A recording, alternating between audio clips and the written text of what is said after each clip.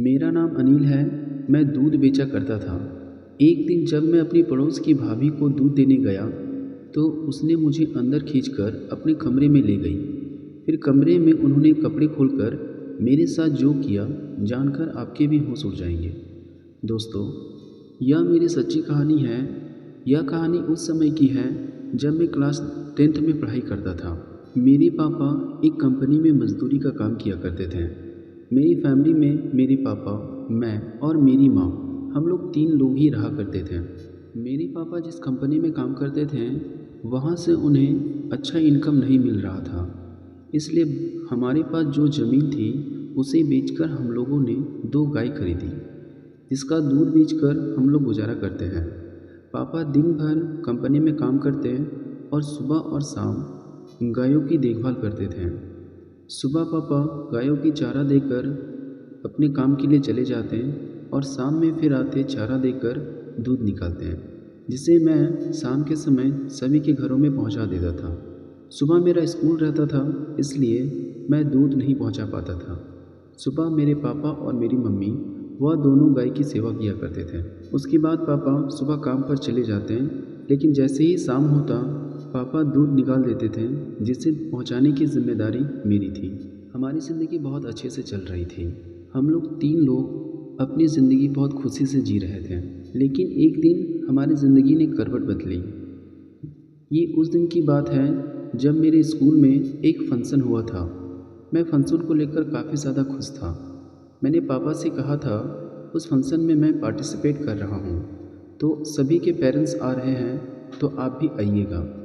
पापा ने मुझे रात में ही कहा था वह कंपनी से छुट्टी लेकर आ जाएंगे। मैं पूरा समय स्कूल में उनका इंतज़ार करते रहा, लेकिन पापा और माँ दोनों में से कोई भी स्कूल नहीं आया। मैं सुबह सुबह बहुत खुशी के साथ स्कूल गया हुआ था, लेकिन शाम होते होते मैं बहुत उदास हो गया। मैं बहुत गुस्से में था। मैंने सोच लिया था कि मैं घर जाकर किसी से बात नहीं करूँगा। स्कूल में सभी के पेरेंट्स आए हुए थे सिवाय मेरे पेरेंट्स के। मैंने स्कूल में बहुत अच्छा प्रदर्शन भी किया था, जिसके लिए मुझे पहला प्राइज़ दिया गया। लेकिन इस प्राइज़ का अब क्या मतलब रह गया? मेरी मम्मी पापा में से किसी ने भी यहाँ आकर उसे नहीं देखा। मैं अपने उस गिफ्ट को लेकर घर की ओर पहुँचा। मैंने पहले ही सोच लिया था मैं किसी से बात नहीं करूँगा, लेकिन जैसे ही मैं घर पहुँचा और घर में मैंने जो नज़ारा देखा उसने मेरी ज़िंदगी को पूरी तरह से बदल दिया। घर आते समय मैं जो गुस्सा था वह सभी गुस्सा मेरा शांत हो चुका था और मैं रोते हुए घर की ओर घुसने लगा। जैसे ही मैं अंदर घुसा मैंने देखा मेरी माँ रो रही है, जबकि पापा बिस्तर पे लेटे हुए हैं। वहाँ पे कुछ लोग और भी थे। जब मैं वहाँ पहुँचा तो उसे देखने के बाद मैंने पूछा कि क्या हुआ। मुझे समझने में देर नहीं लगी, हालांकि उस समय मेरी उम्र मात्र 12 या 13 वर्ष रही होगी। मैंने जब पापा को गौर से देखा तो पापा के दोनों हाथ नहीं थे। वह देखने के बाद मुझे तो अजीब झटका सा लगा। मैंने पापा को पकड़कर रोने लगा। मैं उन्हें स्कूल में बीते सभी चीज़ों को बताना चाहता था। अब मैं समझ चुका था कि आखिर पापा क्यों नहीं आए थे। पापा ने मुझे बताया कंपनी में काम करते समय उनके दोनों हाथ कट गए और वह अब दोनों हाथों से कोई काम नहीं कर पाएंगे। मैंने पापा से कहा इसका कोई तो इलाज होगा। पापा ने कहा कि बेटा हम लोग गरीब हैं, हम लोगों के पास इतना पैसा नहीं है कि हम अपना हैंड ट्रांसप्लांट करवा सकें। हमारे पास इतना धन दौलत भी नहीं है कि हम लोग दूसरा हाथ लगाकर अपनी आगे की ज़िंदगी को जी सकें। उसी समय मेरे मन में आया कि अगर मेरे पास ज़्यादा पैसा होता तो मैं आज अपने पापा को वापस वो हाथ दिलवा सकता था जो मैं चाहता, लेकिन एक 12-13 साल के बच्चे के लिए ऐसा कर पाना पॉसिबल नहीं था। उस दिन से मेरे पापा काम पर जाना बंद कर दिए। कंपनी में यह सभी घटना हुई थी, इसलिए मेरे पापा को आधा सैलरी कंपनी की तरफ से बिना काम किए ही मिल रहा था। अब मेरे ऊपर बहुत ज़्यादा काम का प्रेशर हो गया। सुबह सुबह मैं गायों की देखभाल करता, जो पहले पापा किया करते थे, लेकिन अब पापा अपने दोनों हाथों से अपाहिज हैं तो वो कर नहीं सकते। मैं सुबह सुबह गायों को चारा डालता, फिर दूध निकालता और सभी को दूध पहुंचाता। उसके बाद तैयार होकर मैं सीधा स्कूल के लिए चला जाता।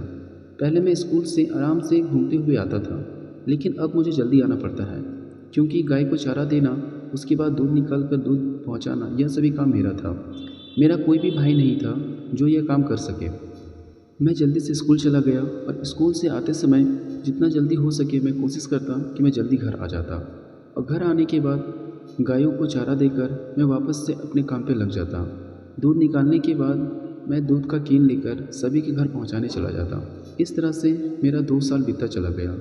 अब मेरी उम्र 15 वर्ष हो चुकी है और यह काम करते करते मेरा 2 साल हो चुका है। उस दुर्घटना को करीबन 2 साल बीत चुके थे, लेकिन आज भी वो ताज़ा सा लगता है। जब मैं वो याद करता हूँ तो मेरे रोंगटे खड़े हो जाते हैं। इस तरह से हमारी ज़िंदगी चलने लगी। कभी कभी मैं जब खाली बैठता हूँ तो मैं सोचता हूँ कि उस दिन मैं कितना खुश था। अगर मेरे मम्मी पापा वहाँ आते तो मुझे और ज़्यादा खुशी होती, लेकिन किस्मत का खेल ही कुछ और था। उस दिन ने मेरी ज़िंदगी को पूरी तरह से बदल दिया। मैं यह सब सोच ही रहा था, उसी समय मेरी माँ मेरे पास आती है और कहती है कि तुम क्या सोच रहे हो। मैंने कहा नहीं माँ, कुछ भी नहीं। फिर मैं पापा के पास चला गया और पापा को खाना खिलाने लगा। जब मैं पापा को खाना खिला रहा था तो मेरे मन में बस एक ही ख्याल आ रहा था, अगर मैं पापा का दूसरा हाथ लगवा पाता तो बहुत अच्छा होता। लेकिन यह सभी बातें मेरे मन में ही थी और इसे लगाने के लिए बहुत अधिक पैसे की ज़रूरत थी, जो कि मेरे पास था नहीं। उस दिन शाम में जब मैं दूध देने के लिए सभी के घर में जा रहा था और दूध देने के बाद जैसे ही मैं घर आया, मैंने देखा मेरे घर के बगल में एक भाभी रहने के लिए आई हुई है। उसका उम्र ज़्यादा नहीं था, करीबन 21 या 22 साल का रहा होगा। वो बहुत ज़्यादा ही सुंदर थी। वह जिस घर में रहने के लिए आई थी वह घर हमारे घर से ज़्यादा दूर नहीं था।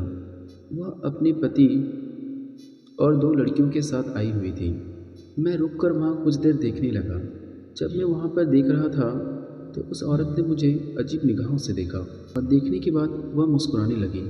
मुझे समझ में नहीं आया। मैं वहाँ से सीधा अपने घर की ओर जाने लगा। मैं अपने घर घुस गया। हालांकि मेरा क्लास 10 ख़त्म हो चुका था। अब मुझे आगे की पढ़ाई के लिए पैसे की ज़रूरत थी। ना मेरे पास पैसे था, ना ही कुछ और चीज़ें, इसलिए मैंने अभी पढ़ाई छोड़ दी थी। मेरे पापा ने मुझे कई बार कहा तुम अपना पढ़ाई को चालू रखो, जिससे आगे तुम्हें मदद मिलेगी, लेकिन घर की स्थिति को देखते हुए मैं पढ़ाई नहीं कर रहा था। अगली सुबह होने पर मैंने देखा वही भाभी मेरी माँ से कुछ बात कर रही है। मैं जैसे ही सुबह उठा, मैं दूध निकालने के लिए गाय के पास चला गया। मेरी माँ से बात करने के बाद वो भाभी मेरे पास आकर बैठ गई। वह जिस तरह से झुकी हुई थी उसके गुब्बारे मुझे साफ साफ दिखाई दे रहे थे। मैंने अपना आँख फेर लिया, लेकिन वह उसी तरह से रही। उसे साफ पता चल रहा था कि मैं क्या देख रहा था, लेकिन उसने हटा नहीं, बल्कि मजाक करते हुए कहने लगी देख लो तुम्हारा ही है। मैं मुस्कुरा कर अपने काम पे लग गया। उसके चले जाने के बाद मैंने माँ से पूछा कि वो भाभी क्यों आई थी। मेरी माँ ने बताया उसे दूध की ज़रूरत है और उसे आज शाम से तुम दूध पहुँचाने जाओगे। मैं थोड़ा खुश भी था क्योंकि वो भाभी बहुत ज़्यादा सुंदर थी। उससे और भी ज़्यादा सुंदर उसके साथ आई हुई 2 लड़कियाँ भी थीं। मैं शाम होने का इंतज़ार करने लगा। जैसे ही मैं शाम होने पर उनके घर गया तो मैंने देखा वह एक सुंदर सी नाइटी में दरवाज़ा खोली। मुझे देखते ही वह मुझे अंदर की ओर ले गई। मुझे लगा अंदर में उसका पति भी होगा। उसने मुझे बताया कि उसका पति उसी दिन पहुंचाने के बाद वह चला गया। उसने मुझे बताया कि उसका पति बाहर में काम करता है, वह कभी कभी ही घर आता है। फिर मैंने उन 2 लड़कियों के बारे में पूछा कि आखिर वो 2 लड़कियां कौन हैं। मेरा इतना पूछते ही वह घबराने लगी और हंसी में टालकर मुझे उस बात से गुमराह कर दी। मैंने भी उस पर ज़्यादा ध्यान नहीं दिया। मैं दूध पहुंचाकर जैसे ही आ रहा था उसने मुझे मेरा हाथ पकड़ लिया और कहने लगी कुछ देर और बैठ जाओ, चाय नाश्ता कर लो, उसके बाद जाना। लेकिन मुझे कहीं और जाना था, इसलिए मैंने उनसे कहा कि नहीं भाभी, मुझे जाना होगा और भी घरों में दूध पहुंचाना है। यह कहते हुए मैं जल्दी से उसके घर से निकल गया। पता नहीं क्यों भाभी की नीयत मुझे कुछ अच्छी नहीं लग रही थी। वह मेरे साथ अक्सर ऐसा किया करती थी। मैं चाहकर भी अपने घर में कुछ नहीं बता सकता था। एक दिन की बात है, जब मैं उसके घर में दूध पहुंचाने के लिए गया तो मुझे उसके घर से अजीब सी आवाज़ें आने लगी, जैसे कि कुछ हो रहा हो। उस दिन मैं जैसे ही दरवाज़ा खोला तो भाभी ने दरवाज़ा खोला, लेकिन उसने मुझे हर रोज़ की तरह अंदर नहीं ले गया। उसने दूध ली और कहा आज तुम चले जाओ, मैं तुम्हें कल नाश्ता करवा दूँगी। ये हर रोज़ का था कि मैं उनके घर जब भी जाता तो वो नाश्ता और चाय मुझे देकर ही जाती थी, लेकिन पता नहीं क्यों आज अजीब था। आज उसके घर से आवाज़ भी आ रही थी और उन्होंने मुझे ना अंदर आने कहा, ना ही कुछ और कहा। मैं चुपचाप दूध देकर वापस घर आने लगा। उस रात मैं सोच सोच कर बहुत परेशान था कि आखिर उनके साथ ऐसा क्या हुआ जो इस तरह से उन्होंने मेरे साथ किया। यह छोटी सी बात थी, लेकिन यह छोटी बात मेरे माइंड पर बहुत बड़ा घर कर चुका था। यह सब सोचते हुए पता नहीं कब मैं बाहर में ही सो गया। मेरा घर उसके घर से काफ़ी ज़्यादा नज़दीक था। रात के करीबन 2 बजे होंगे, मैंने देखा उसके घर में करीबन एक बड़ी गाड़ी आई जिसमें से 4 लोग उतरे हुए थे और वो सीधा उसके घर का दरवाज़ा खटखटाने लगे। जैसे ही दरवाज़ा खुला तो मैंने देखा कि भाभी है जो उन चारों को अंदर की ओर ले जा रही है। अंदर जाने के बाद कुछ देर के बाद उनके घर से अजीब अजीब सी आवाज़ें आने लगीं, वैसी ही आवाज़ें जो शाम के समय उसके घर से आ रही थी। मेरा घर उसके घर से काफ़ी नज़दीक था, जबकि पूरे गांव का घर थोड़ा थोड़ा दूर पर था। उसकी घर की आवाज़ें बाकी लोगों को सुनाई नहीं देती थी, लेकिन मेरे घर से साफ सुनाई दे रहा था। और उस दिन तो मैं बाहर में था, इसलिए वह आवाज़ें मेरे कानों में साफ साफ सुनाई दे रही थी, जैसे कि उन दोनों लड़कियों के साथ कुछ हो रहा हो। मुझसे रहा नहीं गया, मैं उसके पास जाना चाहता था, लेकिन रात बहुत ज़्यादा थी और इतनी रात में किसी के घर जाना वो सही नहीं था। मैं अपने घर में ही था और वहीं से लेटे हुए सारी चीज़ें देख रहा था। जो गाड़ी आई थी उसमें 4 लोग उतरे, जो कि करीबन 12 बजे आए थे, और सुबह 4 बजे होने से पहले ही वो लोग यहाँ से चले गए। उन लोगों के जाने के बाद वो आवाज़ें भी बंद हो चुकी थी। सुबह होने पर मुझे बेचैनी सी हो रही थी। मैं वो सभी बातें भाभी से पूछना चाहता था। सुबह मैं जब उनके घर गया तो मैंने उनसे पूछने की कोशिश की, लेकिन उन्होंने मुझे अंदर आने नहीं दिया। अब तो मेरा शक और भी ज़्यादा बढ़ गया था कि आखिर ऐसी कौन सी बात है जो हर रोज़ उनकी रात में आवाज़ें आती थी उनके घर से। मैं उनसे वो चीज़ें पूछना चाहता था, लेकिन भाभी मुझे बताने को तैयार ही नहीं थी। वह तो मुझे पहले अपने घर के अंदर भी ले आती थी, लेकिन अब वो मुझे अपने घर के अंदर नहीं आने देती है। हाँ, रास्ते में मिलने पर वह मुझसे काफ़ी अच्छे से बात करती है। यह कुछ दिनों का सिलसिला रहा। मैंने बहुत कोशिश किया, लेकिन उनसे मेरा बात ही नहीं हो पाया। एक दिन की बात है, जब मैं दूध देने गया तो भाभी मुझे फिर से अंदर की ओर खींच ली, और उन्होंने मेरे साथ ऐसा किया जिससे आपको भरोसा नहीं होगा। उन्होंने मुझसे वो बातें बताई जो रात में होने वाला था। मैं वो बातें सब कुछ पूछना चाहता था, लेकिन भाभी मुझे खुद बता रही थी। उन्होंने मुझे कहा, तुम्हें पैसों की ज़रूरत है? मैंने कहा, हाँ, मुझे पैसों की ज़रूरत है। और सच में मुझे पैसों की ज़रूरत थी। मुझे अपनी पढ़ाई के लिए भी चाहिए था और अपने पापा के इलाज के लिए भी चाहिए था। उस भाभी ने कहा, मैं तुम्हें बहुत सारे पैसे दूंगी, लेकिन तुम्हें मेरा एक काम करना पड़ेगा। मैंने पूछा कि आखिर क्या काम करना होगा। फिर उन्होंने अपनी दोनों उन लड़कियों को नीचे बुलाया और कहा, ये मेरी बेटियां नहीं हैं, मैं इनसे काम करवाता हूँ और इसके बदले में मुझे पैसे मिलते हैं। अगर तुम मेरा साथ दो तो हम दोनों मिलकर पैसे कमाएंगे। शायद भाभी ने मुझे देख लिया था रात में उन लोगों को देखते हुए। वो आवाज़ें जो रात में आती थी, मैं अक्सर बाहर में रहता था, और शायद भाभी ने मुझे उन लोगों को देखते हुए देख लिया था, इसलिए भाभी मुझे अपने कमरे में यह सभी बातें बता रही थी। वह मुझे लालच देना चाहती थी। उन्होंने मुझे कहा, इतने पैसे मैं तुम्हें दूंगी कि तुम्हारी सभी ज़रूरतें पूरी हो जाएंगी, लेकिन तुम्हें मेरे साथ मिलकर काम करना पड़ेगा। वह बचना चाहती थी, इसलिए मुझे बहुत से ज़्यादा पैसे दे रही थी। फिर उन्होंने मुझे बताया कि वह उन लड़कियों के साथ धंधा करवाती है, जो लोग रात में आते हैं, और उनके साथ। यह सब सुनने के बाद मेरी तो रोंगटे खड़े हो गए कि आखिर भाभी इतनी सुंदर है जो कि ऐसा काम भी कर सकती है। मुझे तो भरोसा नहीं हो रहा था कि इतनी अच्छी और सुंदर औरत भी ऐसा काम कर सकती है। उन लड़कियों की ज़िंदगी वो बर्बाद कर रही है। लेकिन मुझे पैसों की ज़रूरत थी, इसलिए मैंने हाँ कर दी। उन्होंने मुझे इतने पैसे दिए कि मैं पापा का इलाज कराने के लिए सफल हो गया। मैंने अगले सुबह पापा को ली और उसे हॉस्पिटल में जाकर एडमिट करवा दिया। पापा का इलाज हो गया। आज पापा के पास दोनों हाथ हैं। मैं बहुत खुश था, मेरी पढ़ाई भी अच्छे से चल रही थी, क्योंकि मेरे पास इतने पैसे थे कि मैं अपनी सारी ज़रूरतें पूरा कर सकता था। मैंने अपना दूध का काम भी थोड़ा कम कर दिया, क्योंकि मुझे इधर से ही अच्छे खासे पैसे हो जाते थे, इसलिए मैं दूध में अधिक ध्यान नहीं देता था। एक दिन रात में जब मैं सोया हुआ था, मैंने देखा इस बार जो लोग आए हुए थे उन लड़कियों के साथ अपना शारीरिक संबंध बनाना चाहते थे, लेकिन वह लड़कियां उन्हें मना कर रही थी। इसके बदले में वो चारों लोग उन लड़कियों को मारना शुरू कर दिए। वो नज़ारा देखकर मुझे बहुत ज़्यादा बुरा लगा। मुझे खुद से घृणा होने लगी कि मैं अपने पैसों के लालच के लिए उन लड़कियों की ज़िंदगी बर्बाद कर रहा हूँ। वो लोग भी किसी की बेटी है, उनके भी मम्मी पापा होंगे, और उन लोगों की वजह से उनकी ज़िंदगी पूरी बर्बाद हो रही है। मुझे खुद में बहुत ज़्यादा गुस्सा आ रहा था। अगली सुबह होने पर मैंने भाभी से कहा, भाभी ये जो हम लोग कर रहे हैं यह सही नहीं है।